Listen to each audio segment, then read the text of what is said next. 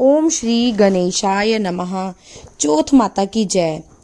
6 मार्च 2026 को शुक्रवार के दिन इस बार संकष्टी चतुर्थी व्रत जो है वो पड़ रहा है और इस बार चंद्र व्यापनी के अनुसार हम लोग संकष्टी चतुर्थी का व्रत जो है वो 6 मार्च यानी कल शुक्रवार को रख रहे हैं। तो आज मैं आपके लिए चित्र मास में संकष्टी चतुर्थी व्रत की कथा जो है लेके आई हूँ। आप लोगों के मन में बहुत संशय था कि संकष्टी चतुर्थी का व्रत कब रखा जाएगा, 6 मार्च को कि 7 मार्च को। इसके लिए मैंने पहले से ही वीडियो जो है बना के रखती है, जिसका लिंक मैं आपको डिस्क्रिप्शन में दे दूंगी। तो आज हम जानेंगे चैत्र मास के कृष्ण पक्ष की भालचंद्र संकष्टी चतुर्थी, जिसे वासुदेव चतुर्थी के नाम से भी जाना जाता है, और इसकी कथा का आज हम श्रवण करने वाले हैं। तो आज के इस पावन दिन श्रद्धा से सुनिए चौथ माता और गणेश जी की दिव्य कथा। चौथ माता अपनी करुणा से संतान को आने वाले हर संकट से बचाती है, उनकी रक्षा करती है, और जिन दंपतियों के जीवन में संतान सुख का अभाव है उन्हें मातृत्व और पितृत्व का आशीर्वाद प्रदान करती है। वहीं विघ्नता श्री गणेश भगवान अपने भक्तों के सारे संकट हरकर उन्हें बल, बुद्धि, विद्या और सफलता का वरदान देते हैं। उनकी कृपा से रुके हुए कार्य भी आसानी से पूर्ण हो जाते हैं। आप सब भी अपने परिवार की सुख शांति, उज्जवल भविष्य और दीर्घायु जीवन की कामना से इस कथा को पूर्ण श्रद्धा से अवश्य सुनिए। संभव है कि आज के इस पावन व्रत पर और कथा श्रवण पर प्रभु की कृपा से आपके जीवन में भी सुख, समृद्धि और मंगल की वर्षा हो जाएगी। हे चौथ माता, हमारे घर परिवार को संकटों से दूर रखना। हे गणपति बप्पा, हमारे जीवन से सभी विघ्न हरकर ज्ञान, साहस और सफलता का आशीर्वाद देना। तो अब हम सभी मिलकर भगवान गणेश जी का ध्यान करके इन कथाओं का श्रवण करते हैं। भगवान गणेश जी की पूजा देवताओं में सबसे पहले की जाती है, लेकिन बात उस समय की है जब उनका विवाह नहीं हो रहा था, क्योंकि कोई भी कन्या उनसे विवाह नहीं करना चाहती थी। क्योंकि एक तो गणेश जी का सिर हाथी का सिर था, दूसरा उनका एक दांत भी टूटा हुआ था, इसलिए कोई भी कन्या उनसे विवाह करने के लिए तैयार नहीं हो रही थी। विवाह ना हो पाने के कारण गणेश जी दुखी रहने लगे थे। जब गणेश जी अन्य देवी देवताओं के विवाह में जाते थे तो उन्हें अपने विवाह की बात याद आ जाती थी। दूसरे देवी देवताओं का विवाह होते देखकर गणेश जी इतने ज्यादा दुखी हो गए थे कि उन्होंने दूसरे देवी देवताओं के विवाह में अड़चन लाना शुरू कर दिया, और उनके इस कार्य में उनकी सहायता करता था उनका वाहन मूषक गणेश जी।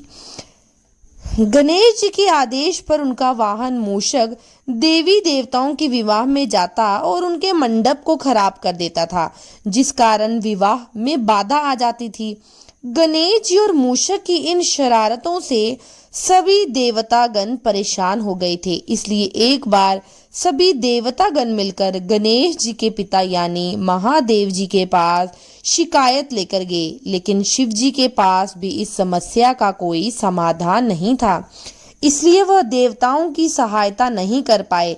तब भगवान शिव और माता पार्वती ने देवताओं को इतना कहा कि इस समस्या का हल तो केवल ब्रह्मा जी ही निकाल सकते हैं। महादेव और देवी पार्वती की बात सुनकर सारे देवी देवता श्री ब्रह्मा जी के पास चले गए। उस समय ब्रह्मा जी योग निद्रा में लीन थे। ब्रह्मा जी को योग में देखकर देवी देवता उनसे प्रार्थना करने लगे, जिसके फलस्वरूप ब्रह्मा जी के योग से रिद्धि सिद्धि नाम की 2 पुत्रियां प्रकट हुई। क्योंकि रिद्धि सिद्धि ब्रह्मा जी के योग से उत्पन्न हुई थी, इसलिए रिद्धि सिद्धि को ब्रह्मा जी की मानस पुत्रियां कहा जाता है। पुत्रियों को प्राप्त करने के बाद ब्रह्मा जी अपनी दोनों पुत्रियों रिद्धि और सिद्धि को लेकर गणेश जी के पास पहुंचे और गणेश जी को उन्हें शिक्षा देने के लिए कहने लगे। क्योंकि गणेश जी बहुत ही बुद्धिमान और ज्ञानी थे, ब्रह्मा जी के कहने पर भगवान गणेश रिद्धि सिद्धि को शिक्षा देने के लिए तैयार हो गए। अब रिद्धि सिद्धि की शिक्षा शुरू हो गई थी। इस बीच जब कभी उनका शरारती मूषक किसी देवी देवता के विवाह में अड़चन डालने के लिए गणेश जी को उनके विवाह के बारे में बताने के लिए आता तो रिद्धि सिद्धि स्वांग रचकर हमेशा मूषक को भगा दिया करती, जिससे देवी देवताओं का विवाह बिना किसी विघ्न के पूरा हो जाता था। ऐसा करते करते बहुत समय बीत गया। एक दिन गणेश जी को पता चल गया कि रिद्धि सिद्धि के कारण ही देवी देवताओं का विवाह बिना किसी अड़चन के पूरा हो रहा है। इस बात का पता लगने पर गणेश जी बहुत क्रोधित हुए, लेकिन गणेश जी क्रोधित कर पाते इससे पहले ही ब्रह्मा जी वहां प्रकट हुए और गणेश जी से कहने लगे, हे गणेश, मेरे दोनों पुत्रियां रिद्धि सिद्धि के लिए मुझे कोई योग्य वर नहीं मिल रहा है, इसलिए मैं आपसे अनुरोध करता हूं कि आप ही मेरी दोनों पुत्रियों से विवाह कर लीजिए। तब ब्रह्मा जी के कहने पर गणेश जी रिद्धि सिद्धि से विवाह करने के लिए तैयार हो गए। फिर उनका विवाह बड़े ही धूमधाम से रिद्धि सिद्धि के साथ हुआ। ऐसी मान्यता है कि गणेश जी के रिद्धि और सिद्धि से 2 पुत्र हुए, जिनका नाम शुभ और लाभ है। कुछ कथाओं में ऐसा भी वर्णन मिलता है कि रिद्धि सिद्धि प्रजापति विश्वकर्मा जी की पुत्रियां हैं। आज के दिन गणेश भगवान की पूजा करने से ऐसा माना जाता है कि भगवान गणेश जी की पूजा के साथ ही माता रिद्धि सिद्धि और शुभ लाभ की पूजा भी स्वयं हो जाती है और इन सभी का आशीर्वाद भी मिलता है। ये थी गणेश भगवान की कहानी। अब सुनिए संकष्टी चतुर्थी की पौराणिक व्रत कथा। एक समय देवी पार्वती जी ने गणेश जी से पूछा, हे गणेश जी, चैत्र कृष्ण चतुर्थी को गणेश जी की पूजा कैसी करनी चाहिए? इस दिन भोजन क्या करना चाहिए? चैत्र मास के गणपति देवता का क्या नाम है?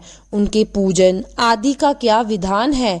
सो ये सब आप मुझसे कहिए। तब गणेश जी कहने लगे, हे माते, चैत्र कृष्ण चतुर्थी के दिन विकट नाम से गणेश जी की पूजा करनी चाहिए। दिन भर व्रत रखकर रात में षोडश उपचार से पूजन करना चाहिए। ब्राह्मण भोजन कराने के बाद ही इस दिन फलाहार करना चाहिए। यह व्रत सभी प्रकार के संकटों का नाश करने वाला है। इस दिन शुद्ध घी के साथ बिजोरे नींबू का हवन करने से बांझन स्त्रियां भी पुत्रवती हो जाती हैं। हे देवी, इसका इतिहास बड़ा विचित्र है। मैं उसे कह रहा हूँ, इसके स्मरण मात्र से ही मनुष्य को सिद्धि मिल जाती है। अब हे माते, आप भी इस कथा को ध्यान पूर्वक सुनिए। प्राचीन काल में सतयुग में मकर ध्वज नाम के एक राजा हुए। वे अपनी प्रजा का बहुत अच्छे से पालन किया करते थे। उनकी प्रजा भी उन्हें बहुत प्रेम करती थी। उनके राज्य में कोई भी निर्धन गरीब नहीं था। चारों वर्ण अर्थात ब्राह्मण, क्षत्रिय, वैश्य और शूद्र अपने अपने धर्मों का पालन किया करते थे। प्रजा को चोर, डाकू आदि का बिल्कुल भी भय नहीं था। प्रजा स्वस्थ रहती थी। सभी लोग उदार, दयालु, सुंदर, बुद्धिमान, दानी और धार्मिक थे। इतना सुंदर शासन राज्य होते हुए भी राजा को पुत्र की प्राप्ति नहीं हुई। इसके बाद महर्षि याज्ञवल्क्य की कृपा से उनके द्वारा दिए गए उपदेश से उन्हें बाद में पुत्र की प्राप्ति हुई। राजा राज्य का सारा भार अपने मंत्री धर्मपाल पर सौंपकर तरह तरह के खेल खिलौने से अपने राजकुमार का पालन पोषण करने लगा। राज्य शासन हाथ में आ जाने के कारण मंत्री धर्मपाल धन धान्य द्वारा समृद्ध हो गए। मंत्री महोदय को एक से बढ़कर एक 5 पुत्र हुए। मंत्री पुत्रों का धूमधाम के साथ विवाह हुआ और वे सभी धन का उपभोग करने लगे। मंत्री के सबसे छोटे लड़के की पत्नी अत्यंत धर्मपरायणी थी। चैत्र कृष्ण चतुर्थी आने पर उसने बड़े भक्ति भाव से गणेश जी की पूजा की। उसका पूजन और व्रत देखकर उसकी सास एक दिन उससे कहने लगी, अरे क्या तंत्र मंत्र के द्वारा तुम मेरे पुत्र को अपने वश में रखने का उपाय कर रही है? बार बार सास के मना किए जाने पर जब बहू नहीं मानी तो सास ने कहा, अरे दुष्टा, तू मेरी बात क्यों नहीं मान रही? मैं तुझे पीट कर ठीक कर दूंगी और ये सब तांत्रिक विचार मुझे बिल्कुल पसंद नहीं। सासू माँ के इस प्रश्न के उत्तर में बहू कहने लगी, हे सासू माँ, मैं तो संकट नामक गणेश जी का व्रत कर रही हूँ। ये व्रत अत्यंत ही शुभ फलदायक होता है। अपनी बहू की बात सुनकर उसने फिर अपने पुत्र से कहा, हे पुत्र, तुम्हारी पत्नी तो जादू टोने पर उतारी हो गई है। मेरे कई बार मना करने पर भी वह मानती नहीं। तुम इसको मार पीट कर ठीक कर दो ताकि यह इस प्रकार का तंत्र मंत्र करना छोड़ दे। और मैं किसी गणेश जी को नहीं जानती। यह कौन है और इनका व्रत कैसे होता है? अरे, हम लोग तो राजकुल के मनुष्य हैं, फिर भला हम लोगों पर किस प्रकार की विपत्ति आएगी और यह किस तरह की विपत्ति को नष्ट करेंगे? इस तरह माँ की बातों के में आने के बाद बेटे ने अपनी पत्नी को खूब मारा पीटा और इतनी पीड़ा सहन करने के बाद भी पत्नी ने गजानन जी की पूजा या व्रत करना बंद नहीं किया। उसने गजानन का व्रत किया। पूजा करने के बाद वह गणेश जी को याद करती हुई, उनका स्मरण करती हुई सच्चे मन से उनसे प्रार्थना करने लगी, हे गणेश जी, आप किसी भी तरह का कष्ट मेरे सास ससुर को ना दे ताकि उनमें कष्ट मेरे सास ससुर को दीजिए ताकि उनके मन में आपके प्रति भक्ति जग जाए। और फिर तो गणेश भगवान जी ने बहू की भक्ति को देखकर उस पर प्रसन्न होकर देखते ही राजकुमार का अपहरण करके मंत्री धर्मपाल के महल में छुपा कर रख दिया। बाद में उसके वस्त्र आभूषण आदि उतार कर राजमहल में फेंक दिए और खुद अंतर्ध्यान हो गए। इधर राजा ने अपने पुत्र को बहुत तेजी से पुकारा, लेकिन बदले में कोई जवाब नहीं आया। फिर उन्होंने मंत्री के महल में जाकर पूछा कि मेरा राजकुमार कहाँ चल गया? महल में उसके सभी वस्त्र आभूषण तो है, लेकिन राजकुमार कहाँ चला गया है? किसने ऐसा निंदनीय काम किया है? हाय, मेरा राजकुमार कहाँ गया? राजा की बात सुनकर मंत्री ने उत्तर दिया, हे राजन, आपका चंचल पुत्र कहाँ चला गया इसका मुझे नहीं पता। मैं अभी गांव नगर बाग बगीचे सब जगह पर खोज कर आता हूँ। इसके बाद राजा ने अपने मंत्रियों से अपने सारे सेवकों से कहा है, अंगरक्षकों, हे मंत्रियों, मेरे पुत्र का जल्दी ही पता लगाओ। राजा का आदेश पाकर राजा के दूत और सेवक सभी लोग जगह जगह पर राजकुमार की खोज करने लगे। जब कहीं भी पता नहीं लगा तो आकर राजा से डरते डरते उन्हें निवेदन किया कि महाराज, अपहरण कर्मियों का तो कहीं कोई सुराग नहीं मिला और राजकुमार को भी किसी ने आते जाते कहीं नहीं देखा। उनकी बातों को सुनकर फिर राजा ने अपने मंत्री को बुलवाया। मंत्री से राजा ने पूछा कि बताओ, मेरा पुत्र कहाँ है?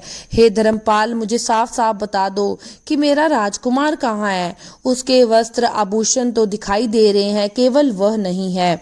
अरे नीच, जल्दी बताओ, नहीं तो मैं तुम्हारा वध कर डालूंगा, तेरे कुल को नष्ट कर दूंगा। इसमें बिल्कुल भी संदेह नहीं है। अब राजा द्वारा डांट पड़ने पर वह मंत्री हैरान रह गया। फिर मंत्री ने सिर झुकाकर कहा, हे राजन, मैं पता लगाता हूँ। इस नगर में बालक अपहरणकर्ताओं का तो कोई गिरोह ही नहीं है और ना ही आपके राज्य में डाकू आदि रहते हैं। फिर भी हे महाराज, पता नहीं किसने ऐसा नीच कर्म किया और ना जाने राजकुमार कहाँ चला गया।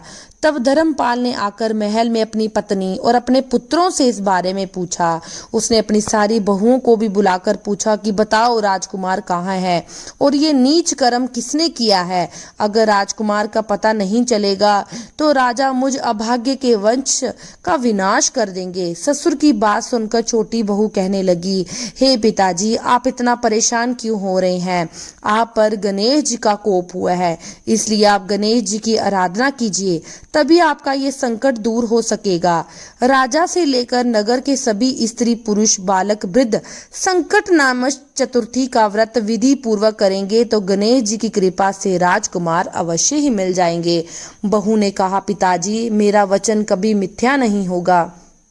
छोटी बहू की बात सुनकर ससुर ने हाथ जोड़कर कहा, हे बहू, तुम धन्य हो और तुम मेरा और मेरे कुल का उद्धार कर दोगी। बताओ बेटी, गणेश जी की पूजा कैसे की जाती है। मैं मंद बुद्धि होने के कारण व्रत के महात्म को नहीं जानता हूँ। हे कल्याणी, हम लोगों से जो भी अपराध हुआ है उसे क्षमा करो और राजकुमार का पता लगा दो। तब सभी लोगों ने मिलकर कष्ट नामक गणेश चतुर्थी का व्रत आरंभ कर दिया।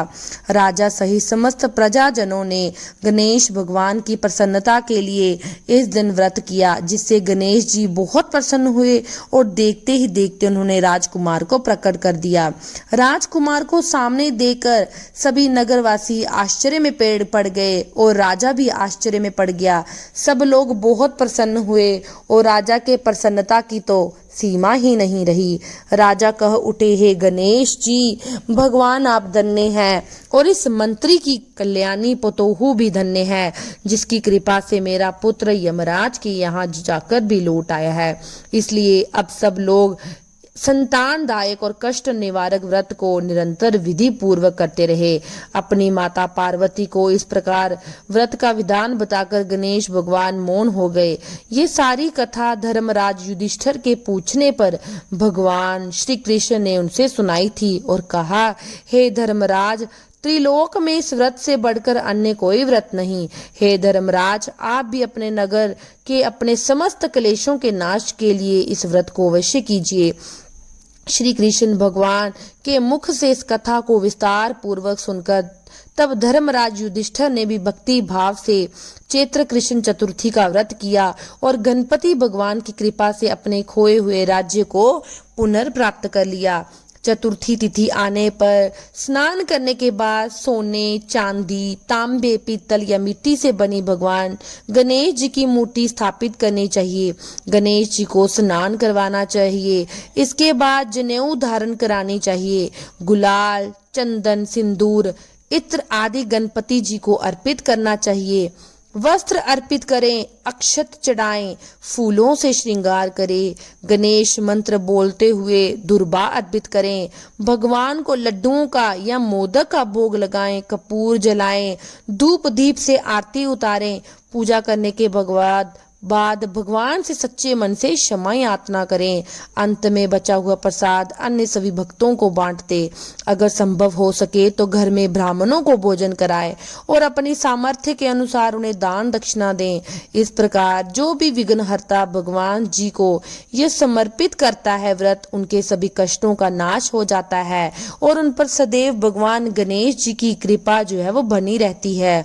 तो सारे बोलो प्रेम से, विघ्नहर्ता भगवान गणेश जी की जय। अब सुनिए चौथ माता की कथा, जिनके बिना संकष्टी चतुर्थी की सुनी गई कथा अधूरी रह जाती हैं। प्राचीन कथा के अनुसार एक बार एक सेठ सेठानी थे। उनका एक बेटा और बहू थे। बहू सबको भोजन कराकर फिर स्वयं भोजन करती थी। उनकी एक पड़ोसन ऐसी भी थी जो रोज बहू से पूछती कि बहू आज क्या बनाया खाया है। बहू कहती डंडोबासी। एक दिन उसके पति ने ऐसा सुनकर विचार किया, ठंडोबासी का क्या मतलब है? आज तो पकवान ऐसा बनाया जाए, फिर देखें मेरी पत्नी क्या कहती है। उसने तरह तरह के पकवान बनाए और घर के सभी लोगों ने एक साथ बैठकर भोजन किया।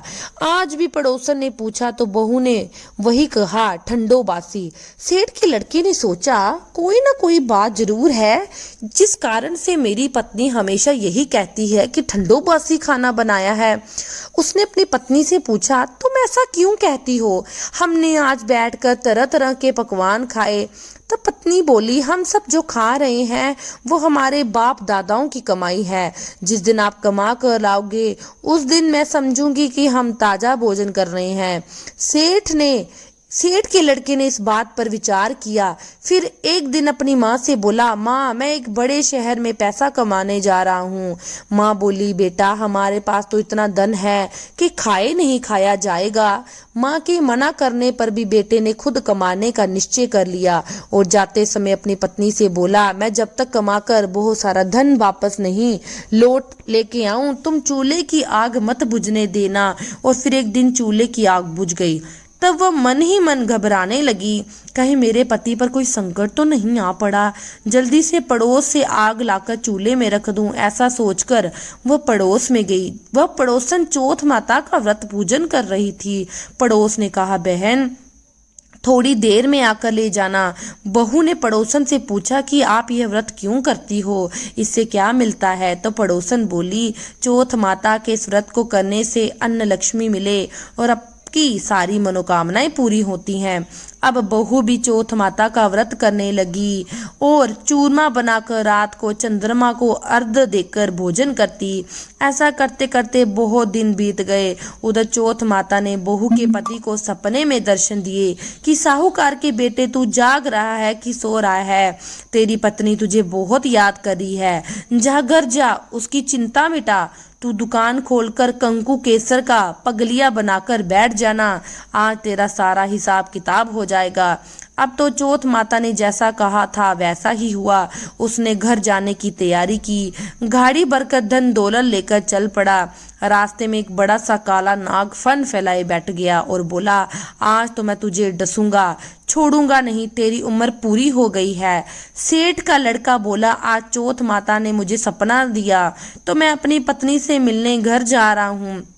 वहाँ मेरी पत्नी मेरा इंतजार कर रही होगी, बहुत चिंता कर रही होगी, मैं उससे मिलकर जरूर वापस आऊंगा, तब तुम मुझे डस लेना। नाग बोला, तुम अगर शपथ लेकर जाओ तो मैं तुम्हें जाने दूंगा, अगर तुम लौट कर नहीं आए तो मैं तुम्हारे घर पर ही आकर तुम्हें डस लूंगा। इस प्रकार साहूकार का वह बेटा सांप को वचन देकर अपने घर पहुंच गया।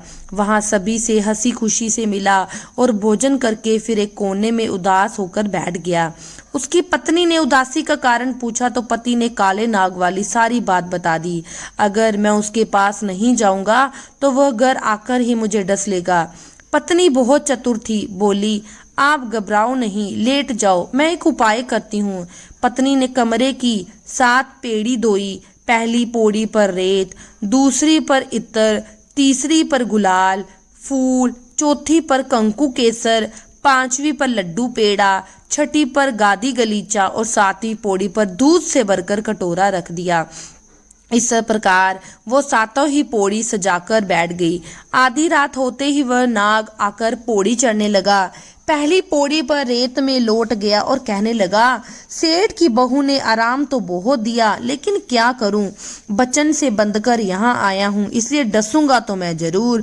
इस प्रकार 7 ही पौड़ियों पर वह नाग आराम करता हुआ और कहता कि डसूंगा जरूर कमरे में जाने ही वाला था कि चौथ माता ने विचार किया कि अगर मैं इसे नहीं बचाऊंगी तो संसार में धर्म, कर्म और व्रत पूजन फिर कौन मानेगा। अब तो गणेश जी, चंद्रमा जी और चौथ माता ने साहूकार के बेटे को बचाने का विचार किया।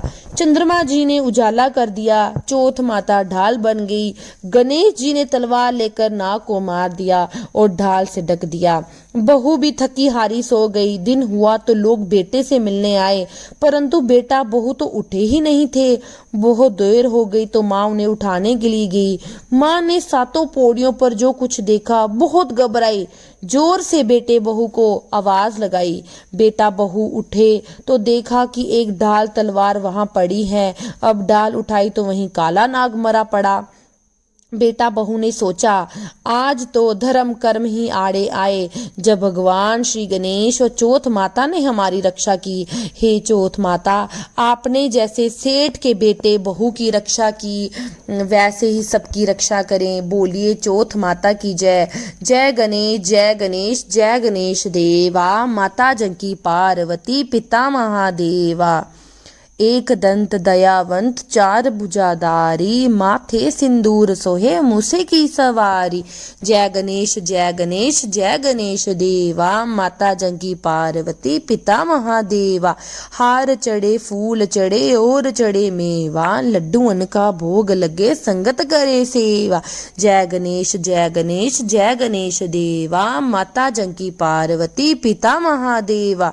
जो तेरा ध्यान करे ज्ञान मिले उसको, छोड़ तुझे ओल भला ध्याऊं मैं किसको। जय गणेश, जय गणेश, जय गणेश देवा। माता जंकी पार्वती, पिता महादेवा। आंधे को आंख देव, कोड़ियन को काया, बांझन को पुत्र देव, निर्धन को माय। जय गणेश, जय गणेश, जय गणेश देवा। माता जंकी पार्वती, पिता महादेवा। दीनन की लाज रखो शंभु सुखहारी, कामना को पूरा करो गज बलिहारी। जय गणेश जय गणेश जय गणेश देवा। माता जानकी पार्वती पिता महादेवा। वक्रतुंड महाकाय सूर्यकोटि समप्रभ निर्विघ्नं कुरु मदेव सर्वकारेषु सर्वदा। ओम श्री गणेशाय नमः। तो इस बार संकष्टी चतुर्थी का व्रत चैत्र मास 6 मार्च 2026 शुक्रवार को रखा जा रहा है। मेरी तरफ से आप सभी को संकष्टी चतुर्थी की ढेर सारी शुभकामनाएं। अगर आप सभी को मेरी वीडियो पसंद आती है तो मेरे चैनल को लाइक शेयर और सब्सक्राइब करना ना भूलें। और अगर आप जानना चाहते हैं कि संकष्टी चतुर्थी का व्रत कब रखा जा रहा है, 6 मार्च को या कि 7 मार्च को, तो मैंने इसके लिए पहले ही वीडियो अपलोड की हुई है, आप उसे देख सकते हैं। अब मिलते हैं एक नई वीडियो